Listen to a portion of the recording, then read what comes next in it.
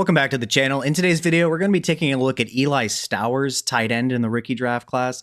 We're going to take a look at his production profile, his offensive environment, take a look at his quarterback play, take a look at how he performed against ranked competition, take a look at some of his advanced stats, take a look at some of his all-22 film while I break down some of his strengths and potential areas to improve, take a look at where he might be drafted in terms of IRL draft capital, as well as a couple of specific possible team fits, and finally, what we can expect from him in fantasy. So watch to the end of this video and you should have a pretty good idea. Taking a look at his height, he ended up being 6'4" and 239 pounds. So not the heaviest tight end, but he is what I project to be a move tight end at the next level.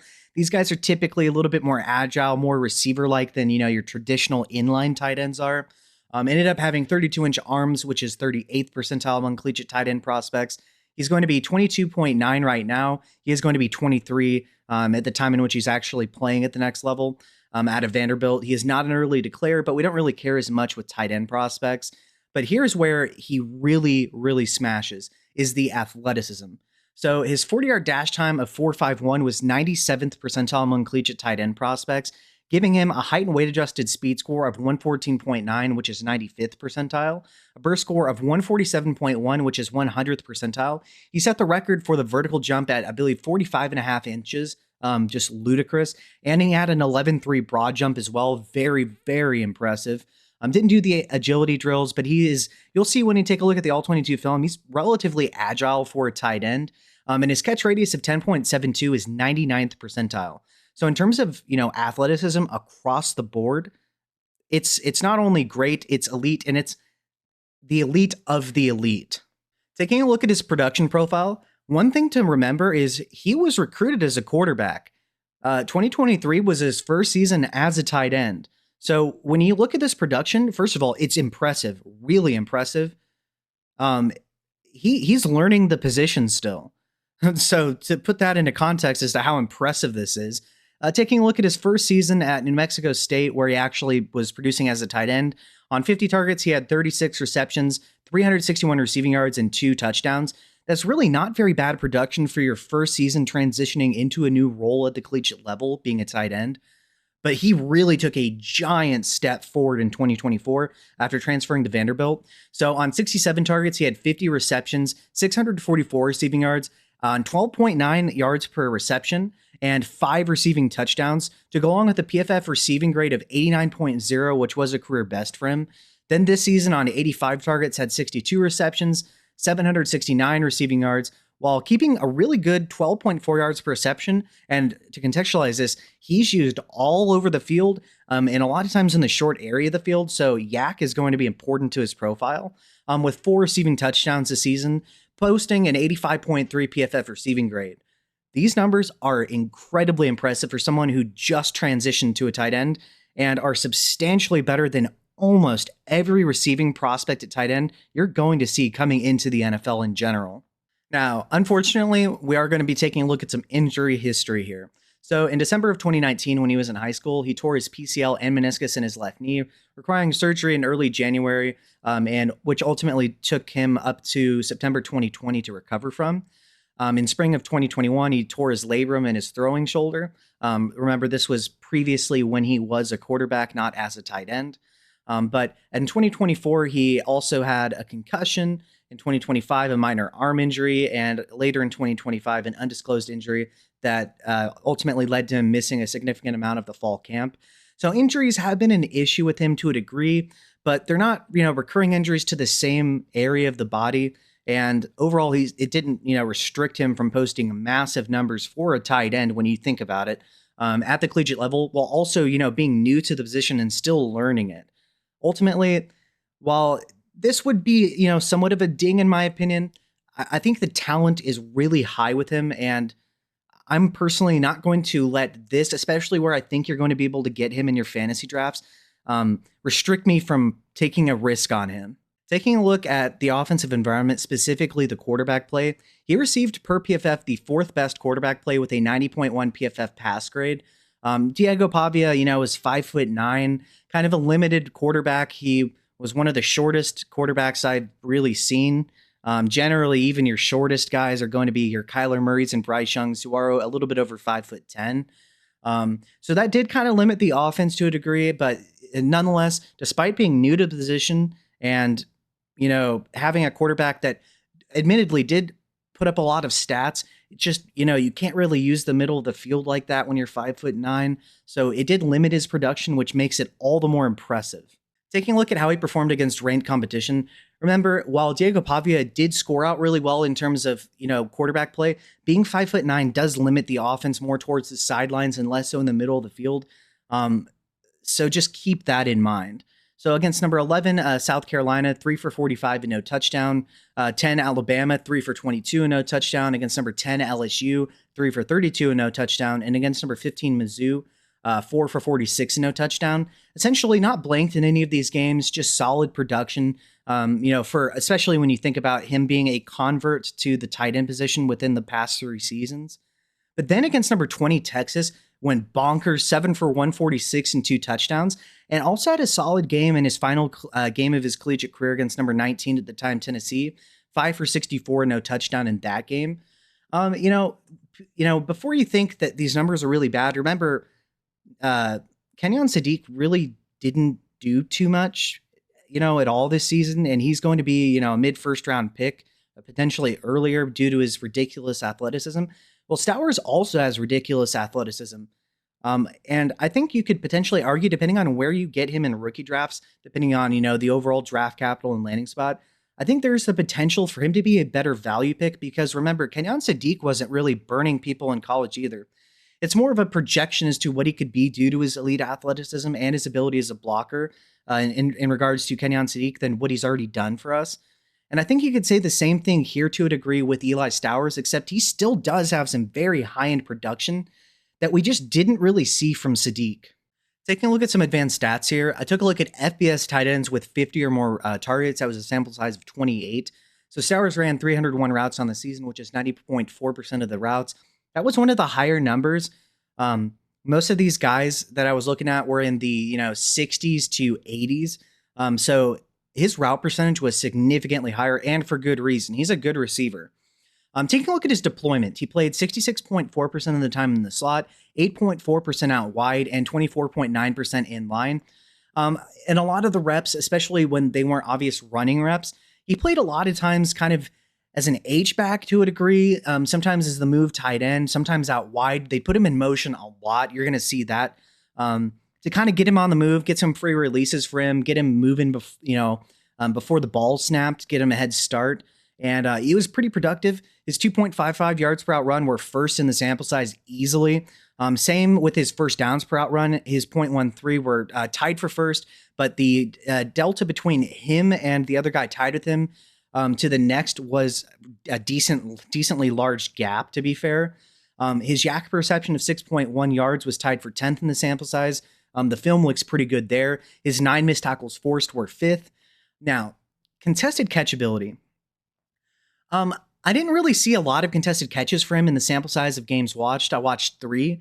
So 41.2%, 7 out of 17 is not a particularly good number, but I do see him make catches away from his body. You're going to see when we take a look at some of the All-22, a crazy catch where he's bending backwards to moss somebody. So the ability is there, but it appears that there are inconsistencies there. Taking a look at his targets, his 85 and 7.1 per game are really good for a tight end. His 62 receptions at 5.2 are solid as well. Relatively efficient with the amount of targets in which he was given. His 769 yards at 64.1 per game are a solid number for a collegiate tight end. And his 4 receiving touchdowns at 0.3 per game aren't particularly impressive, but I do see him make some nice catches, away from his frame that would lead me to believe that he would be a decent option in the red zone. Taking a look at a couple of things I saw on X. So one thing I did mention is that his 45.5-inch vertical jump was a tight end record. Well, so is his 11.3 broad jump. So you want to talk about ridiculous explosion in terms of being able to leap high and leap far. That is Eli Stowers. But not only that, athleticism is insanely important for tight ends, and he posted a 9.46 unofficial RAS score this season. Very, very impressive. His speed and explosion grades were both elite, despite having a poor size grade, which just is what it is. We've seen smaller tight ends like Laporta, Bowers, these smaller kind of tight ends that it doesn't really matter as much. Teams are figuring out a way to get these guys the ball in space, scheme them open, and let them do their thing with yards after the catch ability. And we're seeing more of a transition from the typical old school tight end build being necessary if you're going to produce to just being an option among many at the tight end position that can produce for us in fantasy. And I want to give a special shout out to my Patreon members. Thank you to Big Hunt, SP, Mage Jack, Infamy MTG, AOYOB, The Dawn, and Any Buckeye. Thank you guys. I'm doing this full time now, and without your support, this would not be possible. If you'd like to become a member, I'm going to leave a link in both the comment section and description of this video. You'll receive not only, but including access to a Discord where we have a channel where we have NFL and college football talk, as well as a channel where we have fantasy football talk, and a third channel where we laugh at poor trade offers that we've been offered in fantasy football. But if you'd like to, you can always DM me with private, questions if you don't wish for it to be known by any community members. But you'll also get help with building your fantasy football teams every year. I'll use wins above replacement, as well as just looking at the general lineup and scoring settings to help you with your teams each year. I'll help you with trades that are advantageous based on those factors as well. You'll be part of a fun and growing active community. You'll not only receive access to videos early guaranteed, but you'll also have the ability to ask for personal videos that you and only you can view. Or potentially, if you'd like something to be shown on the channel, you'll have preferential treatment there as well. So please consider becoming a member. I'd really appreciate it. Let's get back to the video. While it's all 22 clips display, some of them I'm going to be mentioning here, I'm going to read you a brief around 3 to 5 minute synopsis on Eli Stowers. So Eli Stowers is a tight end out of Vanderbilt who projects to be a move tight end at the next level. He stands at 6'4" and 239 pounds, which are official combine measurements. The 239 pounds is a little bit light. I hopefully want him to bulk up a little bit. But he set tight end records for vertical and broad jumps at, 45.5 inch vertical and 11.3 broad jump. And ran a 4.51, which does translate on the field if you take a look at the film here.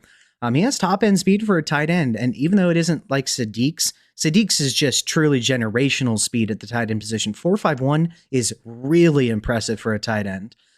So like I said, he has top end speed for a tight end, and that will make him a serious matchup problem and chess piece for his coordinator as well. His burst is seriously impressive too, as evidenced by his vertical and broad jumps. As far as how he wins, he does it primarily in the short area of the field. At least that's how he was utilized, but he can be used down the seams and on slot fades.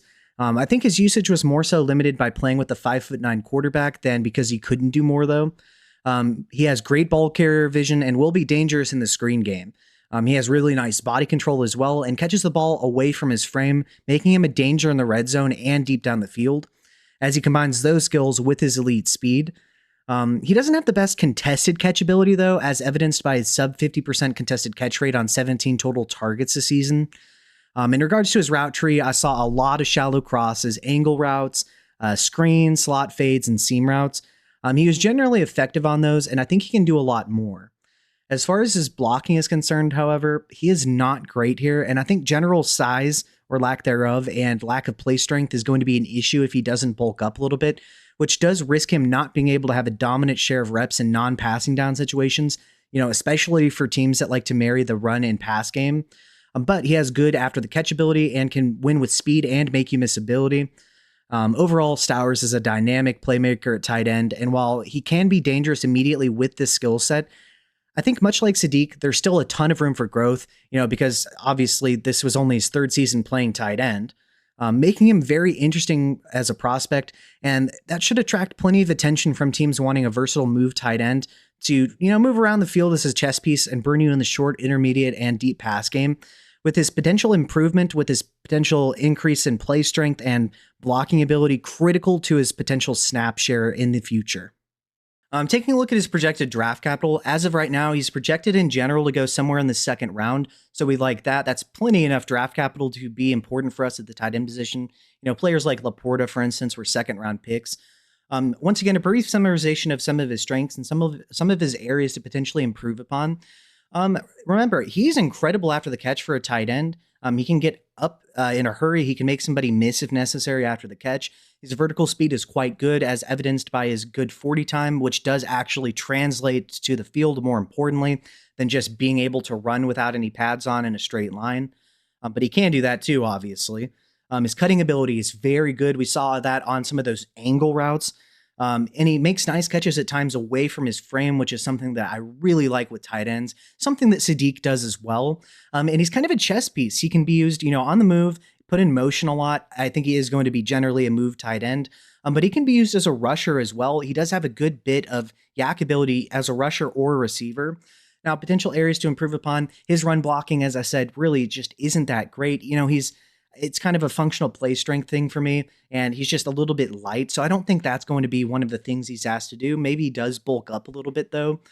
His injury history, while it isn't the worst I've ever seen, it is something to note that he has multiple injuries, although, to be fair, they're not recurring injuries to the same parts of the body. That is good, at least.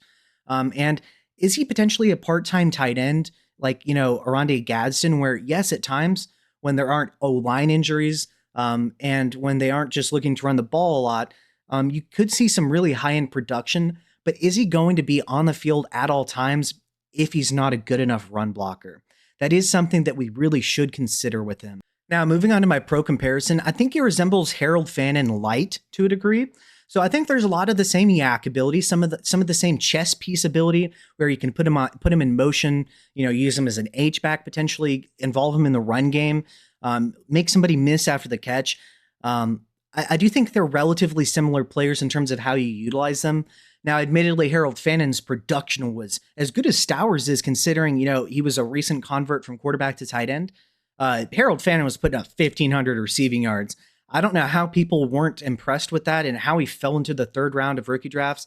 Like I mentioned last year, Harold Fannin was going to be the best pick in the third round. I think there's a lot of similarities between the two of them, but I do think landing spot is going to be important, much like it was for Harold Fannin. Projected community dynasty rank, I think he'll be somewhere in the tight end 15 to 20 range, once again, depending on landing spot. Let's say he goes to the Chiefs in the second, he's going to be steamed way up there and probably going to be somewhere in the first round if that happens. But if he gets a bad landing spot with poor quarterback play and competition at the tight end position, there's definitely room for him to potentially slide down boards a little bit. Potential fits, I think the Panthers at 51 could really use another option in the short passing game for Bryce Young. I mean, Stowers has had experience working with shorter quarterbacks that are more limited, like Bryce Young is. So I think that could be a potential fit. And I think Dave Canales is a pretty good schemer. I think he could get Stowers the ball in space. I think the 49ers potentially at 58 could be a decent option with Kittle getting a little bit older. I think the Broncos at 62, the Evan Ingram experiment didn't really work. I think Stowers could be a really good fit there. And I think the Patriots, they could use some juice there. They got Romeo Dobbs, who could be, I think is a solid X. They have Boutte, Kyle Williams, and more importantly, they have Hunter Henry. Henry's getting a little bit older. I think he might age out relatively soon. So I think that there's a chance that Stowers and New England could put up some solid production with McDaniels scheming him the ball in space as well. Where would I take him in rookie drafts? I think potentially the early to mid second round is probably a decent median spot right now, with us really not knowing the landing spot and draft capital definitively. I think that potentially if he gets a good landing spot and good draft capital, especially if he somehow would go in the first or something, which I don't think will happen, but just saying, I think there's the potential for him to be a late first round pick. But I think somewhere, in the early to mid second is more likely. And if he gets, worse draft capital than expected and a bad landing spot, he could potentially slide way down boards. But as of right now, I'd say probably somewhere in the second round. Now, where do I have Stowers in terms of tight end rankings? Well, as of right now, I've only broken down 2, so he's going to be my tight end 2 and in a different tier than Sadiq. The differences here are that while I think that Stowers is potentially a little bit better as a receiver, Sadiq is a significantly better blocker and a better athlete who's projected to get significantly better draft capital. So I think that's the distinction between the two. Whereas if, they were really, really that similar as athletes and projected to get, about the same draft capital and both could block, I'd prefer Stowers personally. I think that that distinction between draft capital and athleticism and projected potential upside, that is enough to differentiate the two personally, but I really like Eli Stowers and don't take that as an insult to him. And I think that this tight end class, while there's less of a sure thing, I was really high on Colston Loveland, liked Tyler Warren, for instance, really liked Trey McBride back in the day, even though he wasn't as heralded as some tight ends have been coming out. I think that these guys are less so of sure things, but there could be really high-end production if they do hit in terms of, usage and landing spot. So with all this being said, what are your thoughts on Stowers? Let me know below in the comment section. I think he's going to be one of these sleeper tight ends that is going to pick up a lot of steam when he probably, in my opinion, is picked up in the second round, and especially if he gets a good landing spot. But let me know what your thoughts are below. Maybe I didn't mention something that you think is noteworthy. If so, once again, let me know below in the comment section. With all that being said, thank you to my Patreon members. Without your support, this wouldn't be possible. If you would like to join, I'm going to leave a link in the comment section, but there is a link in the description. I really appreciate your support. If you cannot or do not wish to, if you could just like the video, subscribe to the channel, leave a comment below, I'd really appreciate it. With all that being said, thanks guys, and have a good day.